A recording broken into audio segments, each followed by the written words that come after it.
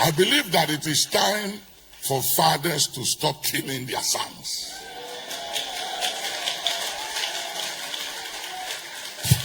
And I think it's also time for sons to stop undermining their father.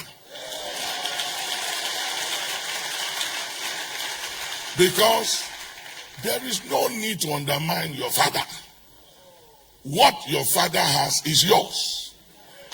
There was no need for Absalom to circumvent his father. Because even when he was doing everything to kill the father and to remove him from the throne, the father was still looking out for him and gave instruction to Joab and said, don't touch him. Don't kill him. Even though he was looking for an occasion to kill the father gave instructions, don't kill him. And David punished Joab for killing Absalom. So it's time for sons to stop undermining their father for numbers or for breakthrough. There's no need to undermine your father. Where your father eats, don't go and try and eat there. I'm speaking in parable now. And the reason why I'm saying this is because I've seen people who literally, ministers will investigate to find out who are the people supporting Papa. Who are the gurus and the moguls in his church. And they will do strategic evangelism. Strategic evangelism. To reach those people with a prophetic word, even when God hasn't spoken. With revelation and deep insights. And then they start inviting them, especially when I give them my platform. They start inviting strategic people in my church to their programs, to their meeting, and start giving them prophetic word. And they won't even call me and say, Papa, I picked this about so and so in your church. Before I realize that person has become their friend, doing things for them. And I look at that as lack of understanding. You don't understand. Because you can't undermine your father and become one. You can never be a father when you undermine the father. Understand that? And listen, you only attract what you honor. You never attract what you despise. You cannot attract what you undermine. You forfeit whatever you dishonor and you despise. And what you don't value, you forfeit. You only attract what you value. And I believe I'm speaking to potential leaders of tomorrow. I'm talking to next generation leaders. I want to talk to you about some few information on this book. Don't fight the process. Don't fight the process.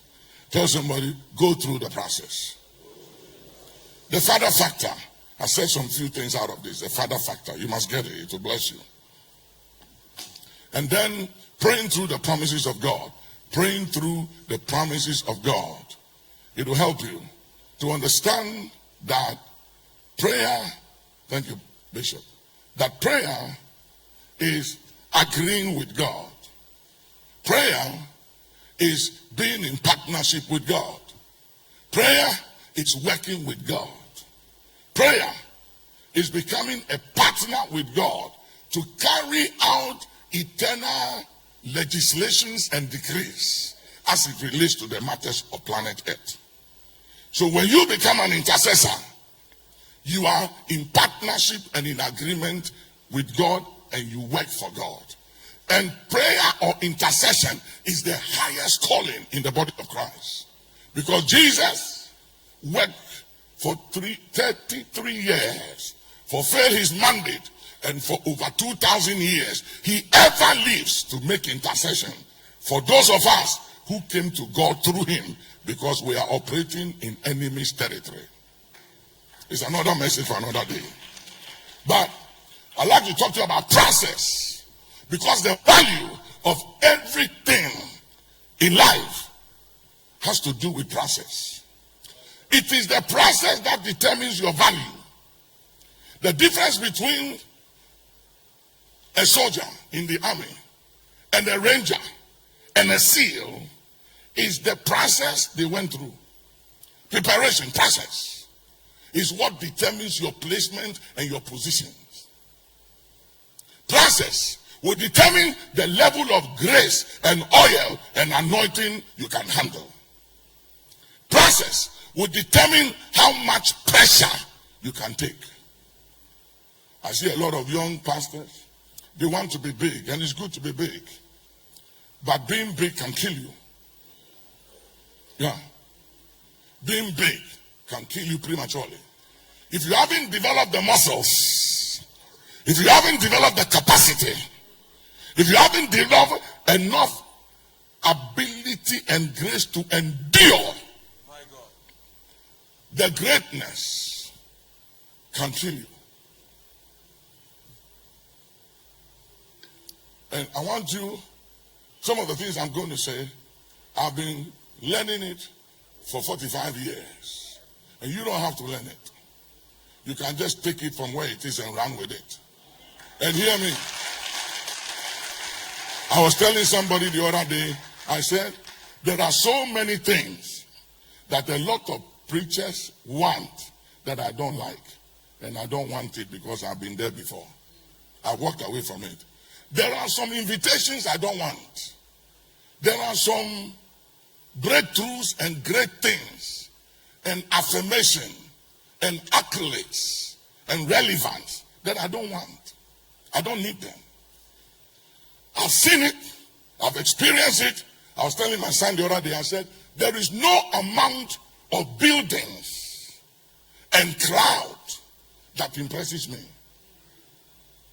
Because I have an understanding that heaven's definition of success is different from man's definition of success.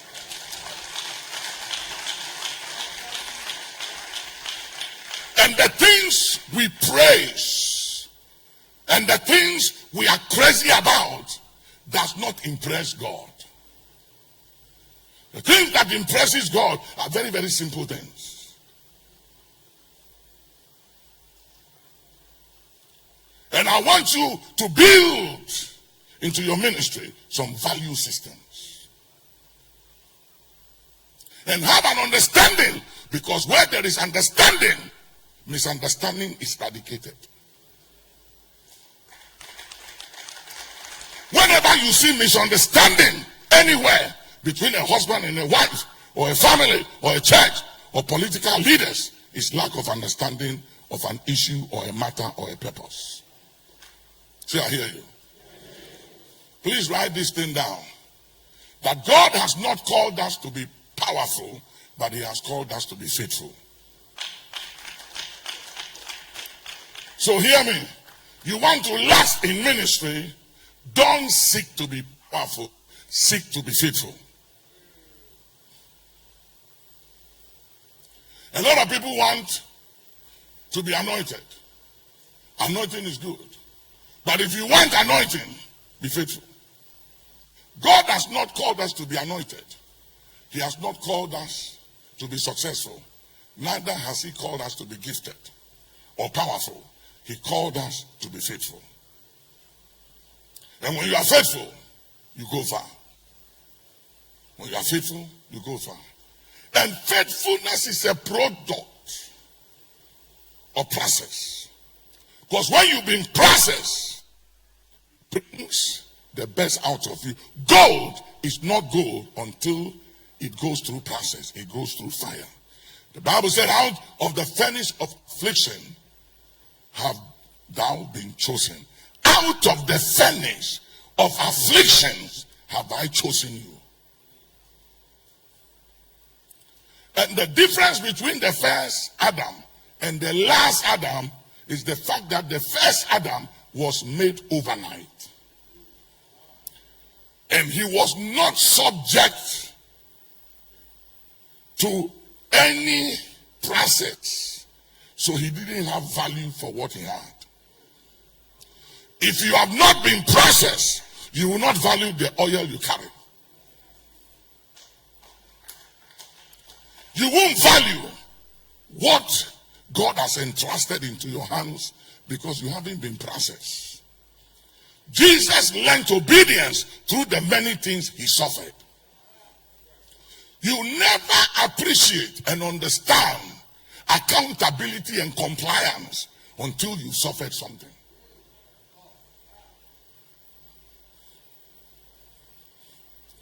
The lack of understanding of principles. I was talking to a group of ministers and I said, you all want your members to tithe, but how many of you tithe?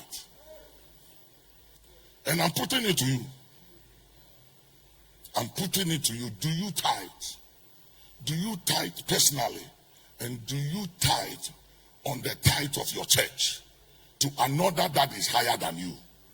Because Abraham tithed to Melchizedek, one that was higher than him.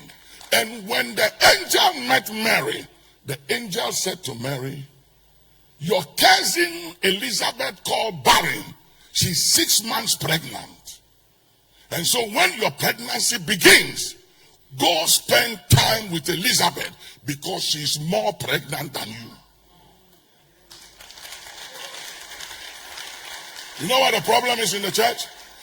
We want to hang with people that we are more anointed than. Whether it's in the church, whether it's in politics, at the marketplace, we always want to be surrounded with people that look up to us. People that we are more anointed than. And if you are that kind of a leader, you won't do well. You must be surrounded with people like David had a man called Ahithophel from the land of Gilead. And the Bible said when Ahithophel spoke, it was as if a man has heard the oracles of God. Where are the Ahithophels around leadership today? We don't want to hang with people who are more anointed than us. We want to hang with sycophants, parasites, people who will call us and tell us what we want to hear. People who can't speak truth to power. And if you are that kind, you won't go far. If you want to go far in ministry, honor those who are more anointed than you. And bless them financially, not with lip services. I have a lot of sons all over the world, and especially the Ghanaians, sons all over the world. They honor me with their lips.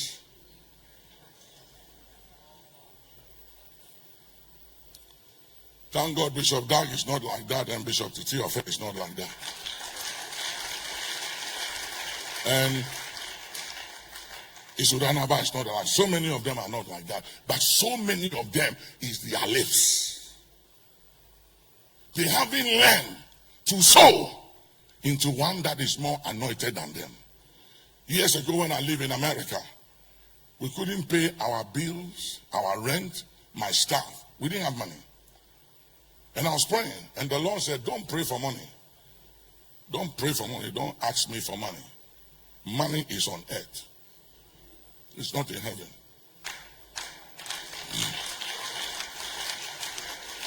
And I said, how do I get it?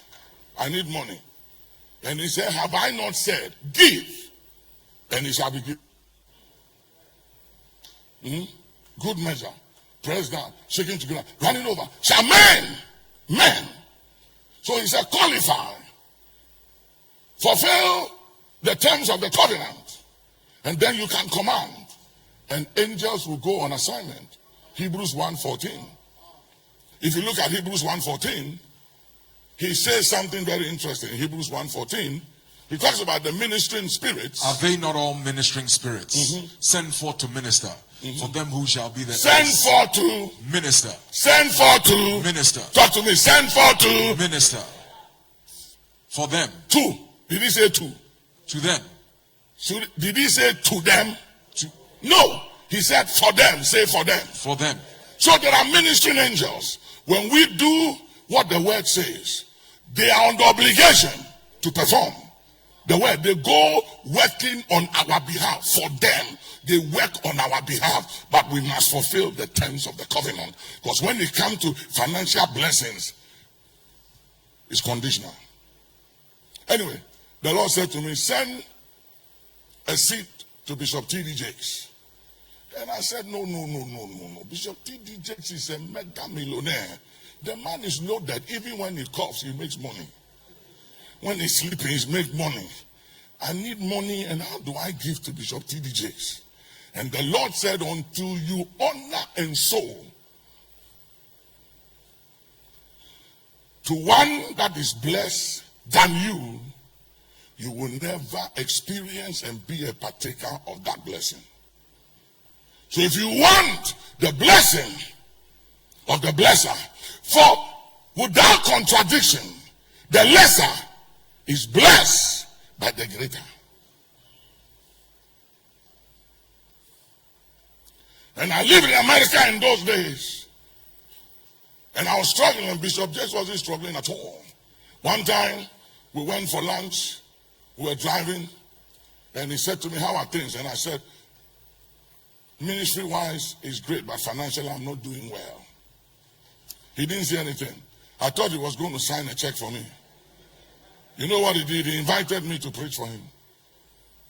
And when I went to preach, he blessed me. Then he gave me a lot of opportunities to preach. Put me on a lot of TV stations in America to minister. That was his way of helping me financially. That he wasn't going to give me money. Let your gift make room for you. So he opened doors for me and expected the doors he had opened for me to give me what I needed. Because what I have is given to me to bring to me what I don't have.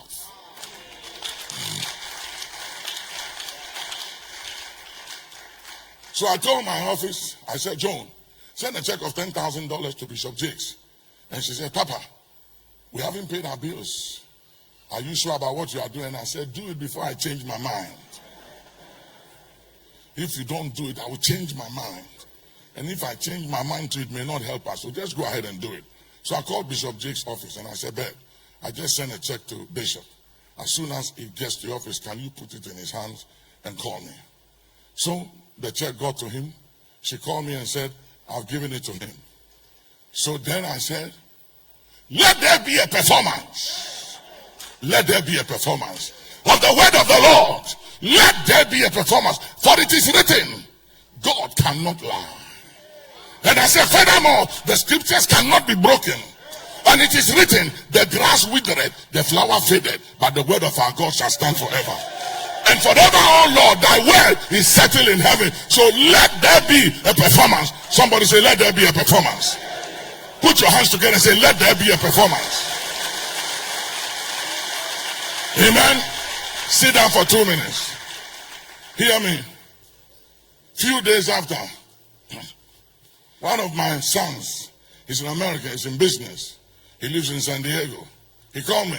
He said, Papa, where are you? I said, I'm in Maryland. He said, I have to see you. I said, why? He said, the Lord told me to bless your ministry. So I'm coming with red eye. Pick me up at BWI in the morning. So in the morning, I picked him up. We went for breakfast. He said, the Lord told me to give your ministry $50,000. And that was exactly what I needed, $50,000 to pay the bill. That was exactly what I needed.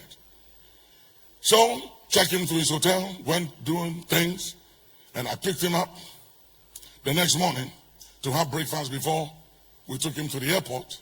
And I said, did you sleep well? He said, no, I didn't sleep well. I said, what happened? He said, the Lord told me to give your ministry $100,000, but I didn't want to do it. So last night I did not sleep. This is another $50,000.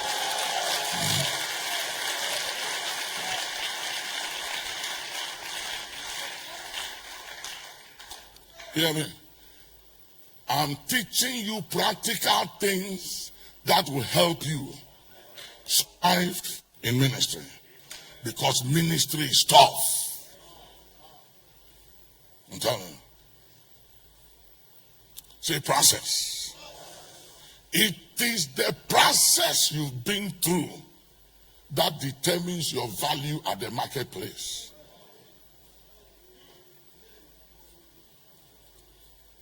There was a time I'll be invited to preach in Europe, in Canada, America, all over the world. And when I finished preaching, I remember I went to preach in a church in North Carolina, an Assemblies of God church. Great move of God, miracles. I haven't seen that kind for a long time. People were getting out from wheelchair, throwing crutches all over. I mean, the Holy Spirit was just doing his own thing, and it had nothing to do with me. I wasn't praying for miracles. God was just having his way, doing some strange things. And when I was going to that church, I didn't have money to buy tickets, so I borrowed a ticket. And I was hoping that I'll be so blessed that when I come back, I'll pay the ticket. When the man finished, my ticket was $1,500. He gave me $900 as my love offering. And I was very sad. I felt very sad for myself. And I felt very sad for my children. I felt very sad. I'm talking about, I was sad to the point of depression. I did not want to eat that day. They invited me for lunch and I said, no, I'm okay. I went to my hotel. I couldn't order food. I lost appetite to eat. I was thinking about how I will pay the telephone bill. I have bills to pay back home. And my ticket. No love offering. And I said, this man is a wicked man. Like the Nigerians said, wicked. After this great move of God, he gave me $900. So I decided to sleep. And I was sleeping and the sleep wasn't coming. And I rebuked insomnia. It was not insomnia. It was disappointment and frustration. It was lack of kwachabamba. Somebody say kwacha, kwacha. Whilst I was lying there, tossing back and forth, my phone rang. And I picked it up. And the lady came on and said, I'm Claude. Do you remember me? And I said, no. She said, I'm the lady you prayed for concerning my inheritance, who works at the World Bank. I'm traveling to Haiti. I have a check from you. Where are you? And I said, I'm in North Carolina. She said, she's leaving the next day. I said, what time? She said, in the afternoon. I said, I will meet you first thing tomorrow morning. We'll be there.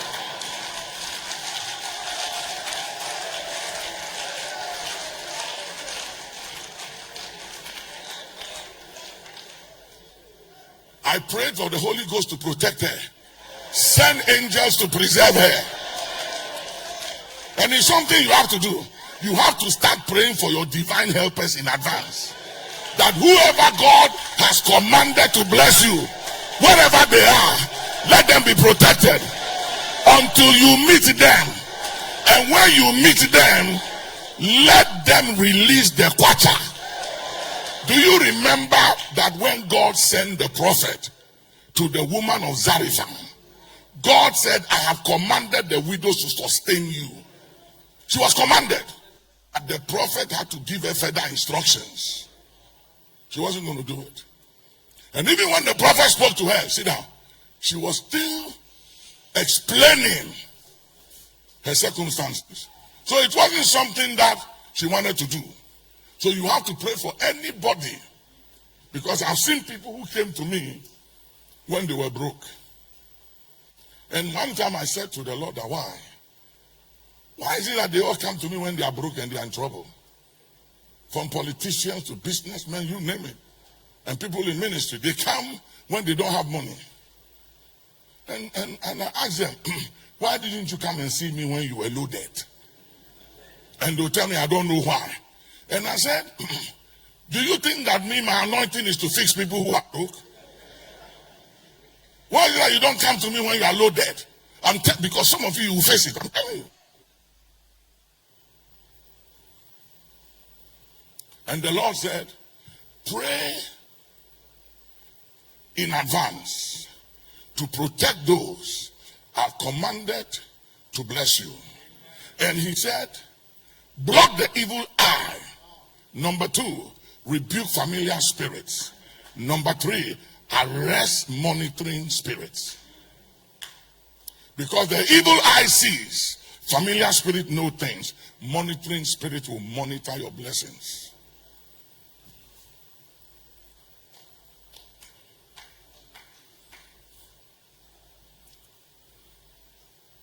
This is not for everybody, but it's for somebody. Because some of the things I'm telling you, you won't read it in any book. When we're writing books, we don't put this thing there. We put all the nice things there. But there are practical issues. So, first thing in the morning, I took the first flight. I got to BWI. I didn't go for my suitcase. I ignored my luggage and I ran outside and called her, and she told me where she was, and I showed her where I was. She came, she gave me an envelope. I opened it, $85,000. I prayed for her and I felt the anointing. There was something about the oil when I saw the check. And I said, you will never have problem with money as long as you live. And I said, you will always have, and you will always remember me, and so to my ministry before anybody else. In the name of Jesus. I bless her and she $85,000. Say dollars. Say kwacha. As soon as I cashed the check and my office said it has cleared in the account, my anointing came back. The discouragement left me. I became very bold and confident. Poverty is not good. Hallelujah. Say, I hear you. Say, process. The first Adam was made overnight. No process. He didn't have value of the divine mandate. It's in my book, Prayer Moves God. The divine mandate over this earth. He ceded it to Satan. And Jesus recognized and called him the prince of this world. Adam made him the prince of this world. And Satan said in Luke 4:5-6 to Jesus, the kingdoms, the glory, the power that you see was delivered unto me, and to whomsoever I will, I give it. Who delivered it to him? Adam. Adam made him the God of this world. No process people are dangerous people. Men of God, women of God, who haven't been through process are very dangerous people when they come into success and when they come into relevance. And when they are power, they are dangerous.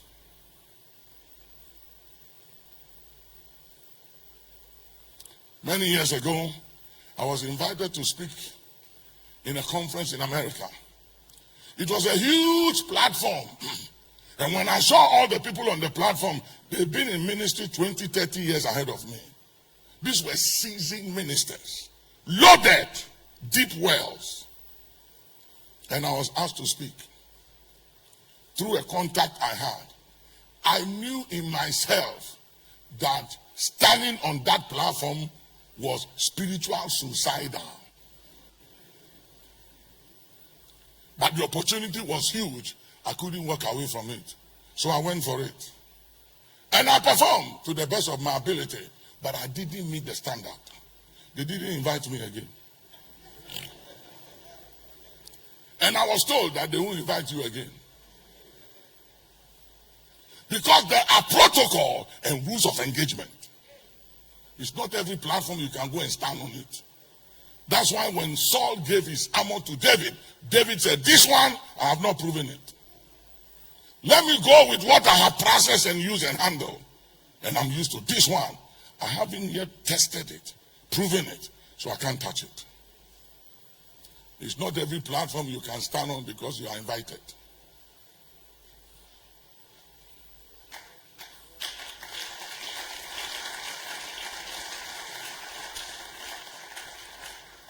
When I invite you to action, or Bishop Dag invites you to action, you should go and do 40 days and 40 nights. I'm telling you. Because those are not platforms, you just come and stand there and preach some word and come and give us prophecy. Do you know the amount of prophecies I have heard and prophesied myself? A prophet came to me, a young prophet came to me. I gave him an opportunity to come to my office. He came down on his knees and he saw some vision about me. And I said to him, I said, young prophet, young man. I said, this is your prophecy. I'm not buying it. I was not born yesterday. And I said, I refute. I annul. Negate and quash. Override and overturn. Bring to a halt and into permanent captivity to the obedience of Christ. And I said, you never step foot in my office again. Who do you think you are? I give you access and you come and you have the audacity to allow yourself to be used to project the enemy's intentions of me. I said, God hasn't spoken through you and by you. And the problem is that we have all forgotten that we have the right to judge prophecy. That when one is prophesying, let the others judge. So we can judge prophecy. And every prophecy is conditional. The fact that you saw it or you heard it doesn't mean it's going to happen. Are you hearing me? And when the prophet Isaiah went to King Hezekiah and told him, please be seated, thus says the Lord, set your house in order and you will die. He didn't ask the prophet to pray for him. He didn't ask the prophet to give him a quantere. He turned to God himself and settled the matter with God. And then God said, I have changed the decision. And God told the prophet, go back and tell him he has 15 more years to live. Are you hearing me? Another prophet came to me, brought the word of the Lord. It was accurate. When he finished, he said, and the Lord said, I should tell you to give me this amount of money. And I said, what is wrong with you? I said, what is wrong with you? I said, I had already planned to bless you. But because of what you have said, I feel like blessing you and slapping you on top. That is my humanity. That is not my divinity. That is my humanity. Somebody say, I hear you. David went through process for about 17 years. The first time he was anointed before all his brethren. That was the first anointing. Very gifted.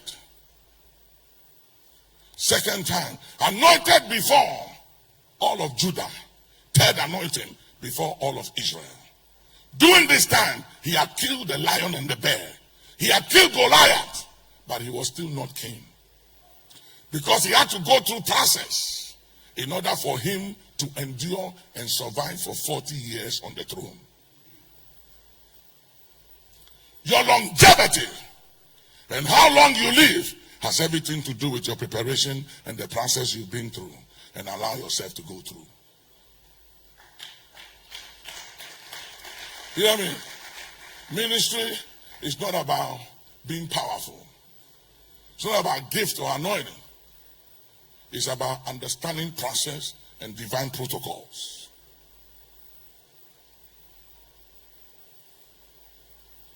I had a very young man in my church that God bless. He became a millionaire. Anytime I went to his office, every man of God in town was there. Everybody was there. And I asked him, I said, why is everybody here? He said, are you jealous? I said, I'm not jealous, but I don't understand.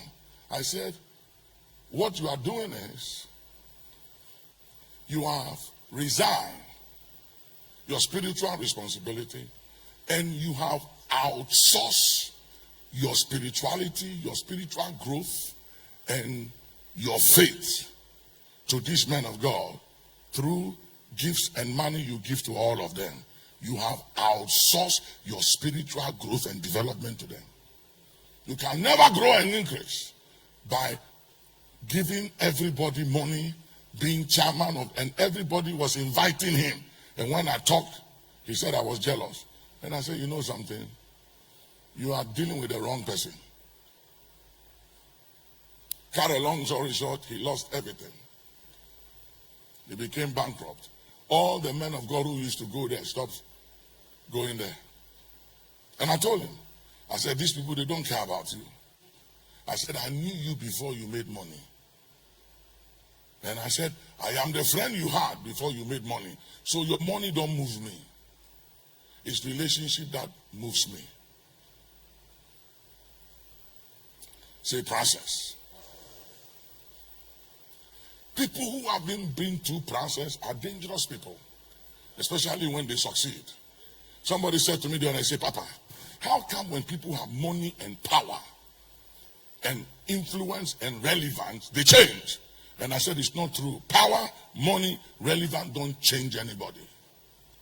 It amplifies what was in them.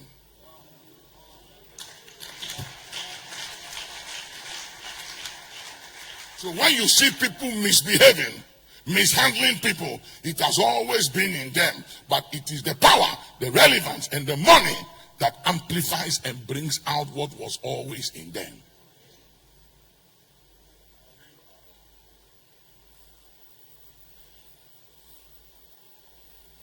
When you see people disrespect people, dishonor elders, talk anyway, anyhow, when they've come into abundance and they've come into money, it's because it has always been there.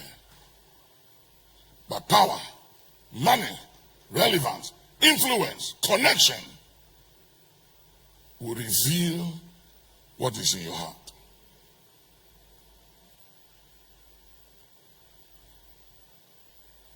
And for those of you who are prophets, when you see you are ministering and you see a casket, don't tell somebody, I see you in a casket. You see, you are killing the person's faith. Tell him that I see a life-threatening situation program against you and we need to terminate it. Give people hope. Give them hope. Don't paint a picture and put fear in them and then expect them to have faith to fight. They can't fight it. Because when you do that, what you have done is that you have created a situation for them to outsource the outcome of their future to you. So now you have to pray for them. And then when you say, I don't see you in casket anymore, I see you now, you've made it, you've broken through, then their faith comes back. It's a manipulation. It's not good. Don't do that.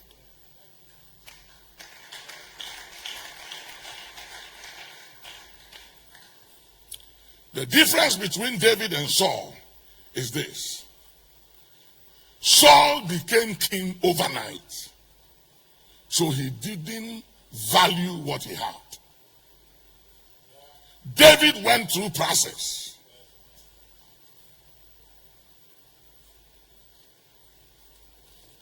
If you don't go through process, you will not value what you have. It is process that determines placement. It is process that determines future positionings in life.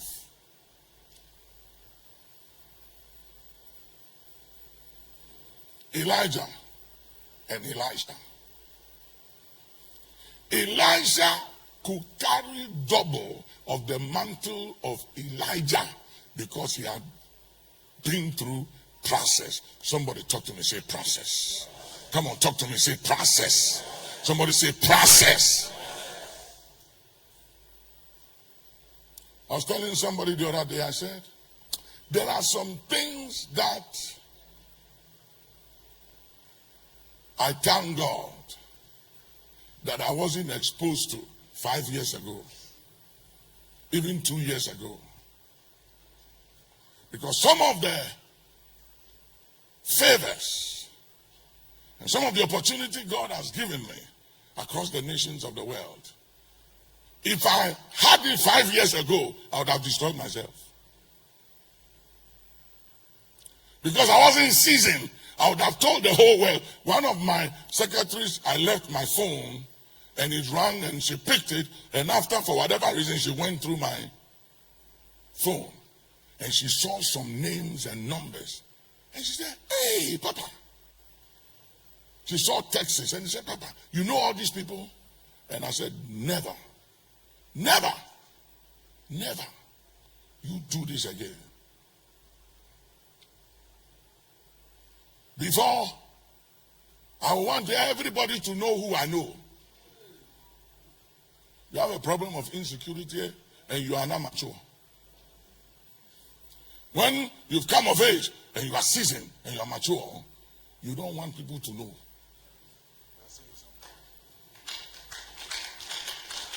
Somebody said, how come you deal with every president that has come in Ghana and many parts of the world? It's because I understand the principle of honor. What you honor, you will attract. What you dishonor, you forfeit. So when you use your pulpit insulting politicians, you use your pulpit to insult other ministers, and you use your pulpit to insult people, you don't attract them. And don't think that using the pulpit to attack politicians and to preach against corruption and attack people who are doing bad things makes you powerful. Many years ago, there was a young man in this country. He was very powerful. And he used to attack a particular president. So one time, somebody around that president called me and said, "Hi, Bishop." I was then a bishop. He said, "Bishop, do you know that young man?" I said, "I know him. He comes to buy my tape every week. He preaches my messages." He said, "Please talk to him. Because if he doesn't stop what he's doing, something bad may happen to him." He was very powerful. He had all this business and the women giving him money. Kwacha. Young man loaded with kwacha, with all kinds of cars, and he was doing big things, had branches everywhere. I tried to reach him, but at a point, when I look at his attitude and everything, I did what I could, but I had to leave it. He died prematurely, and I won't go into the details. When I go into the details, you will know who. He died prematurely. I had a friend of mine, went to the same Bible school with him. He used to work for Reverend Mensah, Full Gospel International, Tema. And the old man was a father to me. One time I went to Tema to see him. He was at the Buri.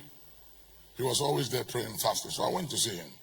And he said to me, he said, Nick, talk to your brother Seth. Talk to him. And he spoke in Ga. He said,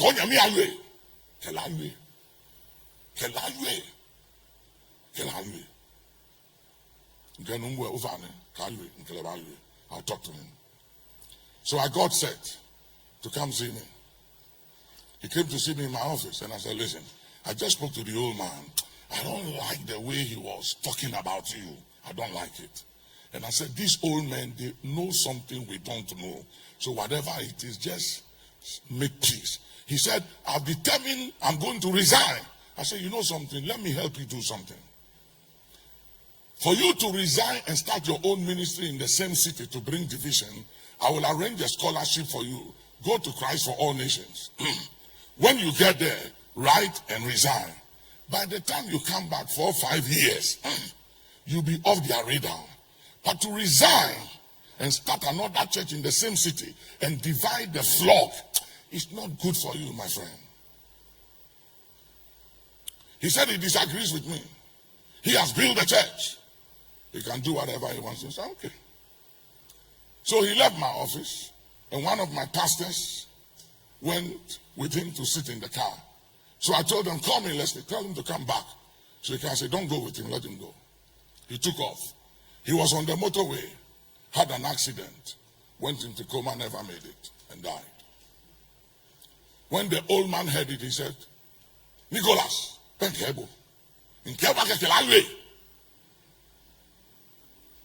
he was very anointed, very gifted, but he did not understand the protocols of God." Hear me. The Bible said the children of Israel, they knew the works or the acts or the wonders of God, but they did not know the ways of God. There's a difference between the ways of God and the miracles of God. Kaluda Hasias. Malakutunda wasai. Ifuluku wahalasin. Betundu labahasaka. We override those projections.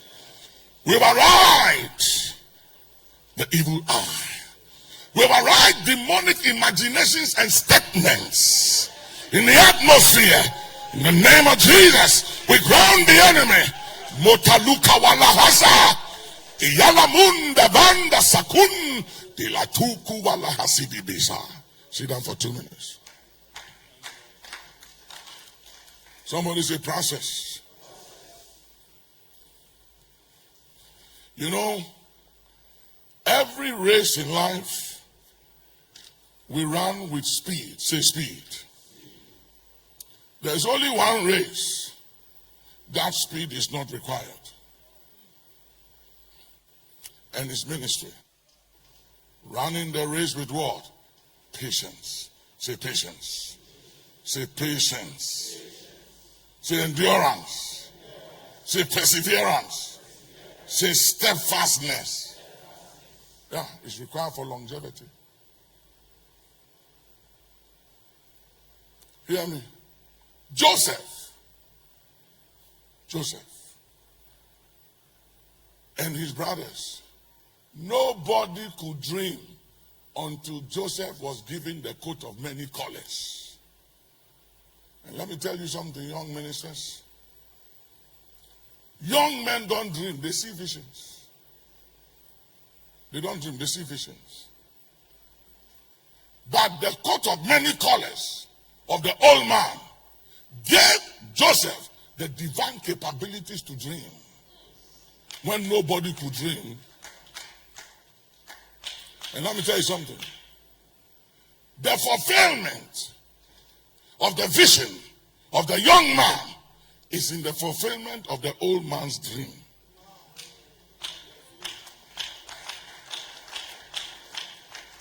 Because vision is foresight, dream is insight. And you might have great vision, but you need the insight of the old man. That's what the Bible says. That I will turn the heart of the fathers to the children, and the heart of the children to the fathers, lest I come and smite the earth with a curse. This disconnect between fathers and sons has weakened this movement. Success doesn't make you a father. Makadalu wasabi asa. Mahasunda. Alayakutum. Bevuluku wala hasimalusa. I wrote many books and I've done a lot of things that my father did. And yet, I am not his father. Even in his death, he's still my dad. How dare you think your anointing and your achievements in life gives you the audacity to disrespect and dishonor the hand that was laid upon you and the hand that fed you? Joshua was in the valley with the armies of Israel fighting Amalek, winning the battle. But it wasn't him that was winning the battle. It was the hand of the old man Moses upon the top of the mountain that empowered them to win the battle. Joshua did what Moses couldn't do. Elijah performed twice miracles, 40 miracles than his father. But on the Mount of Transfiguration, it wasn't the sons that were talking to the father. It was the fathers that were talking to Jesus, not the sons. You have to be very careful that you don't define yourself as a father on the grounds of anointing or gift or success. Success and anointing and gift doesn't make you a father. The place of a father is a divine ordination.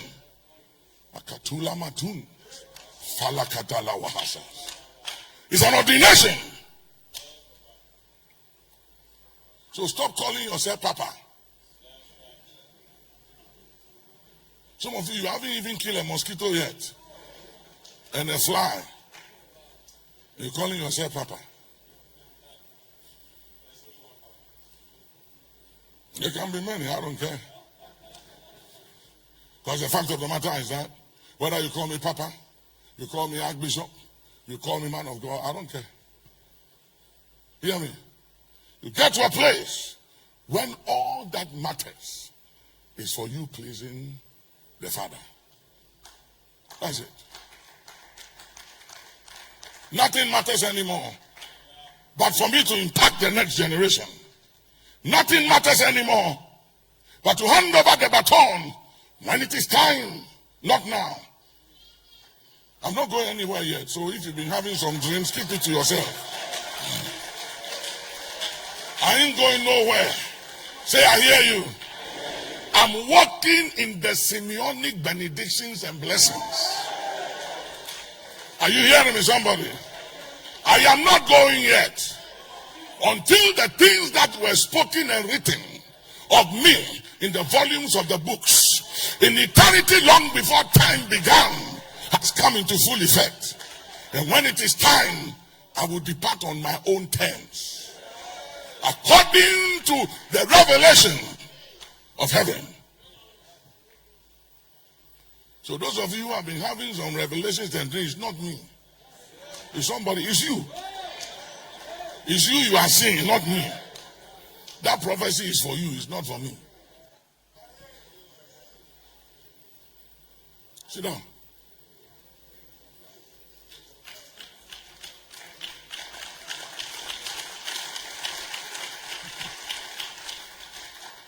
Before David faced Goliath, he had killed a lion and a bear. Whatever you are managing, handling, battling with right now will determine what confronts you in the future. And whether you fight a lion or a Goliath has everything to do with how successful you manage and handle what is entrusted into your hand. For he that is faithful in little shall be faithful in much.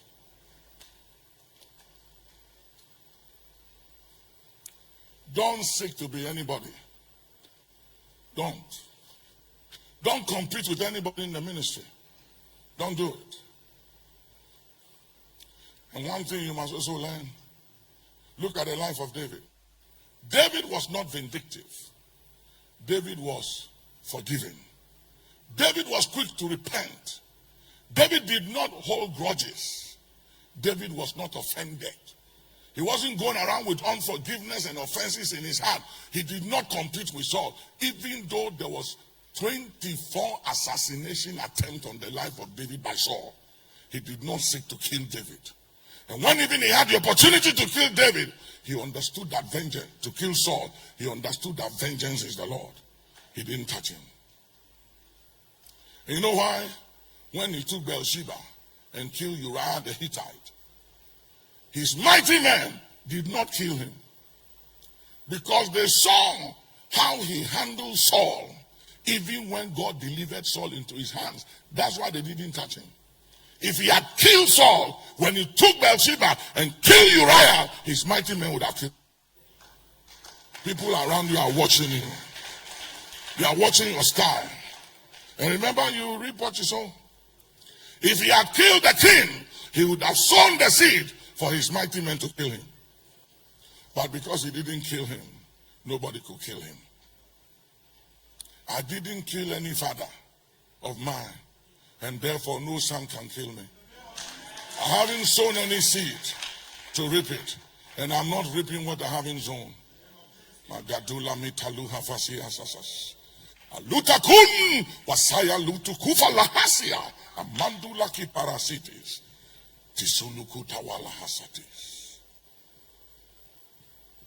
Joseph. If you look at all Joseph's brothers, I understand why he was chosen and not any of his brothers. None of them understood process. And if you don't agree with me, watch the end of the book of Genesis and see when Jacob died, the Bible said that Joseph was the only one that laid his head on the chest of his father and wept. All the others were quiet. Nobody wept. You know why? They haven't been through process. They were not separated from a father. They hadn't been in a foreign land all alone. They hadn't been misunderstood. They haven't been framed. they haven't been implicated, and they hadn't been to prison, and they hadn't been without a father to understand and appreciate the value of a father. So when the old man died, they were all standing there, more worried about what Joseph would do to them because of what they did to Joseph, than worrying about the fact that the man that kept us together has finally departed. The Bible said it was only Joseph who put his head on the chest of the old man and wept.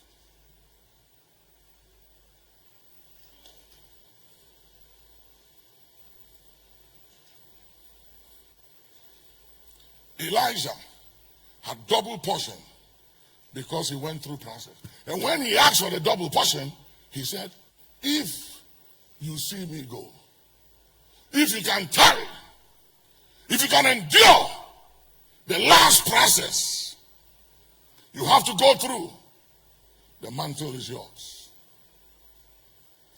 This generation, we don't want to go through process. We don't serve anybody. We don't sow into anybody. A lot of you ministers here have benefited from Bishop. I hope you are not just coming to be blessed. Take pictures of this and go back to try and do the same thing. That is fine. But at least sow a seed. Say, Bishop, this is a seed from our ministry. We want to partake of the blessing of God on your life. For whatever reason, the Ghanaian Christians are very stingy. And especially the Ghanaian men of God. And hear me, I have authority to speak. You can't do me anything. Spiritually or physically, you can't do me shailing. I will block you. I will block your prayers, block your imagination, block your thoughts, your arrows, your fiery darts, your ill wills, your projection, your statement. I will block you from the throne room perspective by divine authority. So don't even try it. Tell somebody, don't try the old man. Don't try him. Because I know things you don't know.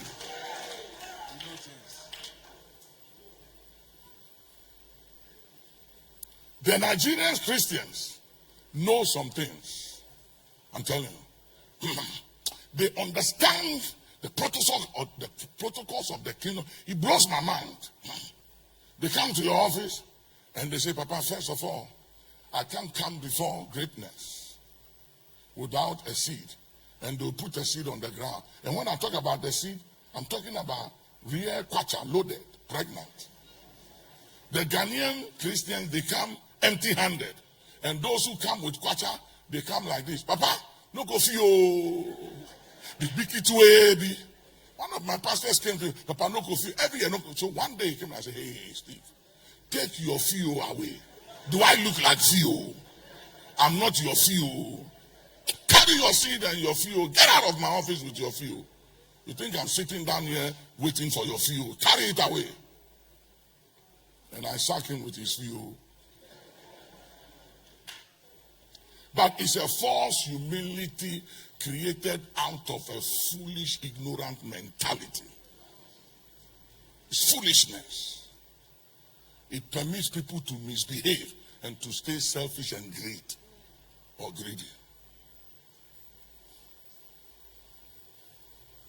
Thank you for allowing me to speak to you. It will bless you.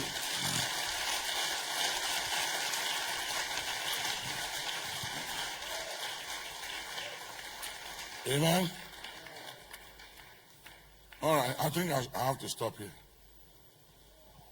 I think I have to stop here. Somebody say process determines one's value. When I was a young minister, I used to preach all over the place. So they didn't bless me at all. But the time came when they invite me to preach. When I finish preaching, they will bless me and even apologize for the offerings and say, Papa, if it is not enough, we'll increase it. We want you to come again. And I said, oh, no, it's good. It's good.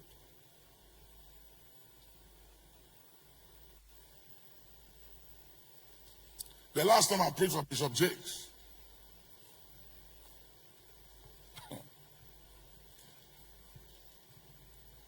when they sent me my check, I couldn't believe it. In America. But I preached for him several times. I didn't get that kind of check. Hear me? Go through the process. In his time, he makes all things beautiful.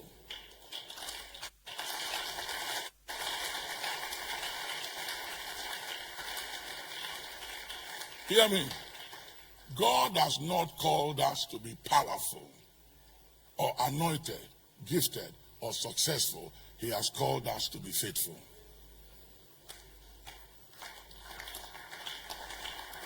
And hear me, if you stay faithful, you will last. If you stay faithful, you will go places. God will blow your mind. Lord have mercy. I've been to places, oh. I've been places.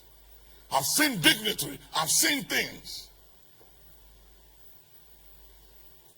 A Nigerian businessman took me to his bedroom and he opened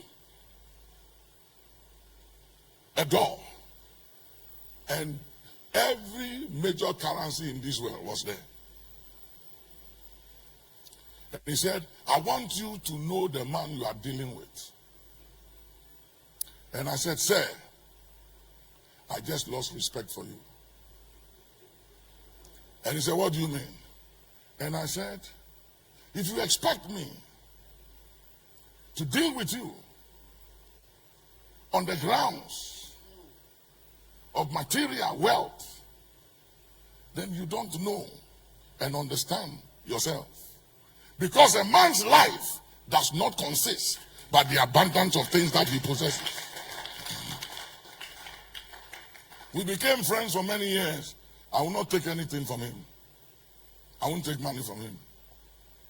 And one day he and his wife said to me, we've been wondering that everyone you've introduced to us, we've bought cars, we've done things for them, but we haven't done anything for you. And I said, it's to tell you one thing, that God is my source and you are not my source. When you come to a place in the ministry where God is your source, it gives you the audacity to say whatever God wants you to say without an apology. And that is where God is bringing you to. And that is where you are going to come to.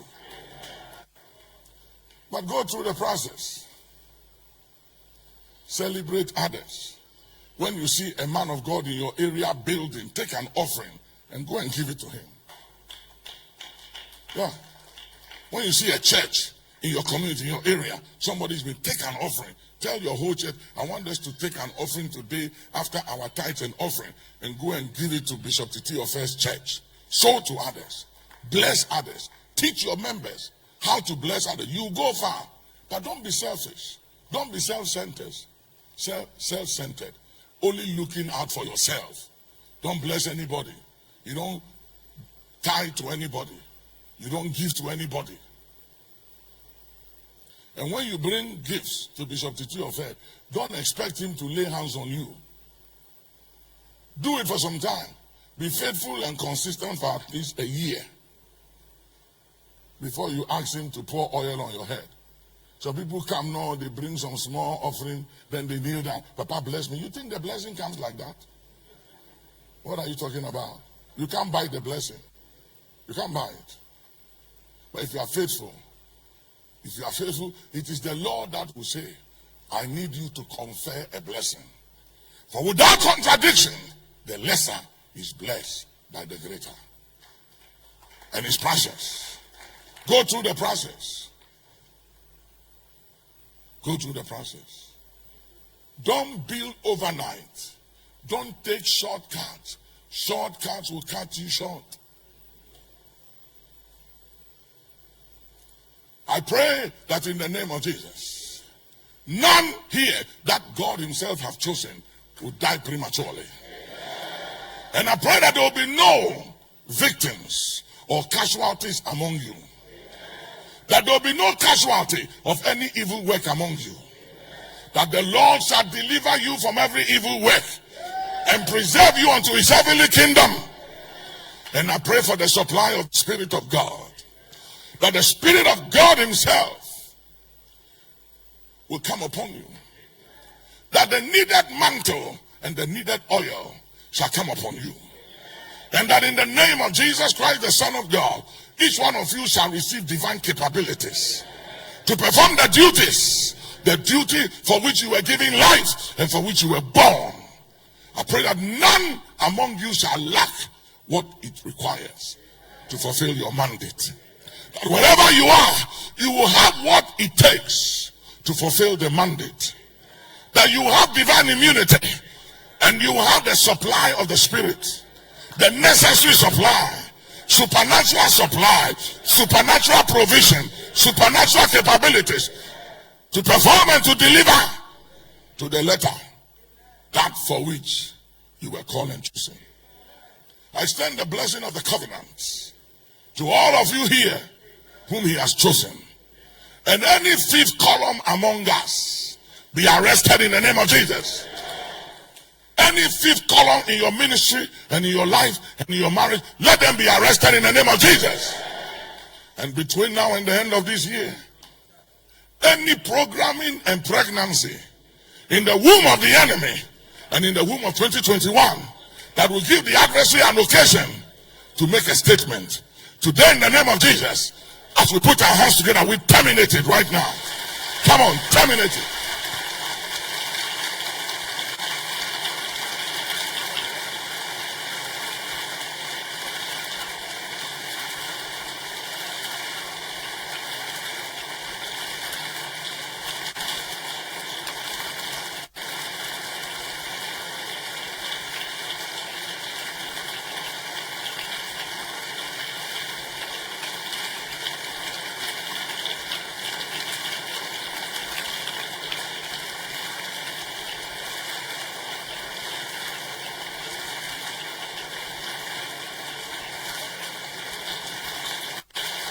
Hear me.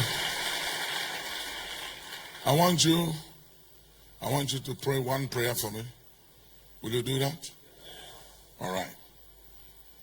2 Samuel chapter 3 verse 1. The Bible said there was a prolonged battle between the house of David and the house of Saul.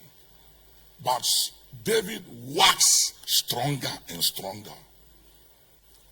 I have declared by the inspiration of God 100 days of prayer. How many of you have heard about it? How many of you have registered?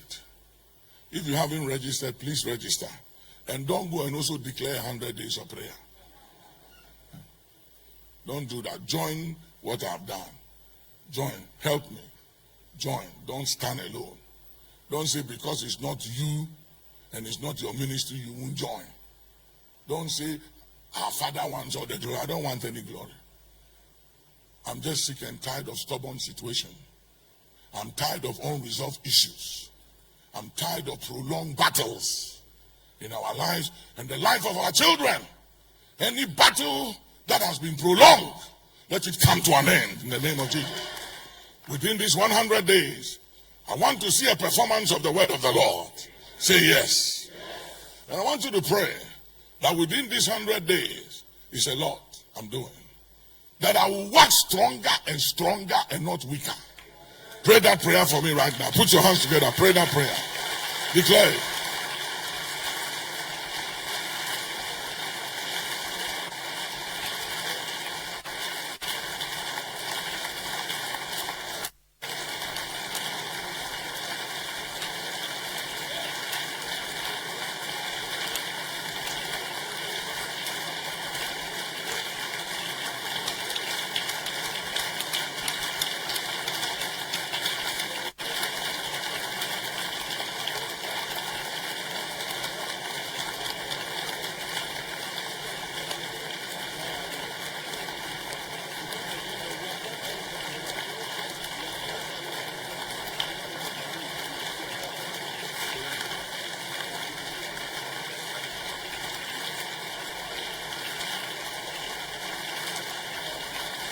Declare it, declare it. In the name of Jesus, say something, say something. Father, let your servant work stronger and stronger as the day goes by and not weaker. In the name of Jesus, open and declare it. One day somebody will pray for you. One day your children will pray for you. One day your sons will pray for you. Sow a seed of prayer into the life of one ahead of you. And a day shall come when you will need and you will reap it.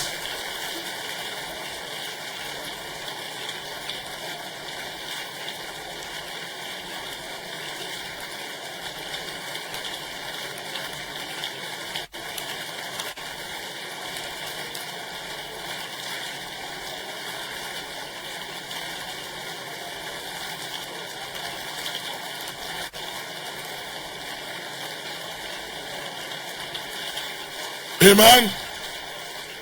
Please put 2 Timothy 4:18 on the screen. Let's see what it is. 2 Timothy 4:18. Thank you, Lord.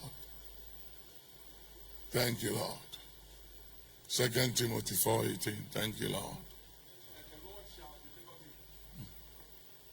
From every evil work. Yeah. I want you to pray this prayer. And I'm going to pray the same for you. Once you pray for me, I'm praying the same for you. That the Lord will deliver you and your ministry and your family from every evil work and preserve you unto his heavenly kingdom. As you pray that prayer for me, I'm praying the same for you. Put your hands together. Pray that prayer. I'm praying for you. Father, I pray for your sons and your daughters. I pray for Bishop Titi Ofer, his wife and his children, and this ministry, and all the pastors, the bishop, the prophets, the apostles, the evangelists that you have called and chosen here today, that you shall deliver them from every evil work. You shall deliver from every evil work and preserve them unto your heavenly kingdom. I pray in the name of Jesus that none among your people shall become a casualty or, yes, Lord, yes, or a victim of any evil work. Let them and their house and their ministry and their children, wives, husbands be delivered. Delivered. Let them be delivered from every evil work. Delivered from every evil work. Delivered from ill wills. Delivered from projections. Delivered from manipulation. Delivered from the works of the enemy. By all means, delivered at all times, preserve unto your heavenly kingdom. In the name of Jesus, deliver. We command your deliverance. Command your deliverance. Enforce your deliverance. Command your deliverance from every evil work. And declare that you are preserved unto the coming of the Lord Jesus. Amen. Lift up your hands. I declare by divine authority, from the throne room perspective, from where all authority over heaven and earth is derived, I declare, the Lord deliver you and your house. The Lord deliver you and your ministry. The Lord deliver you and your children from every evil work. The Lord preserve you and all that concerns you until the coming of the Lord Jesus. Amen. Put your hands together. God bless you. Thank you. Please be seated. Thank you.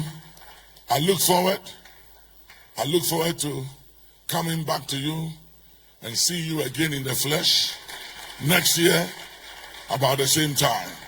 Amen. Father, for these men, how come there's no women among them? We need gender balance. Next year, let's get some women. Amen. Without women, we won't be here. None of us will be here.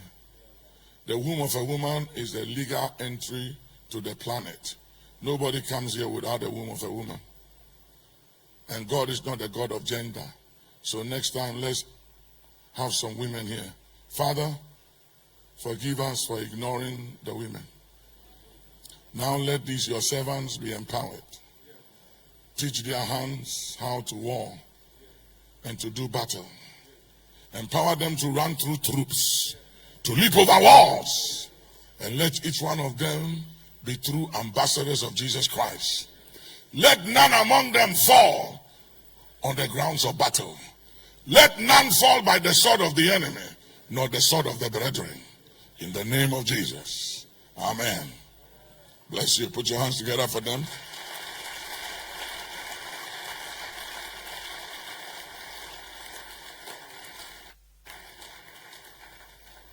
God bless you. Well, you know what?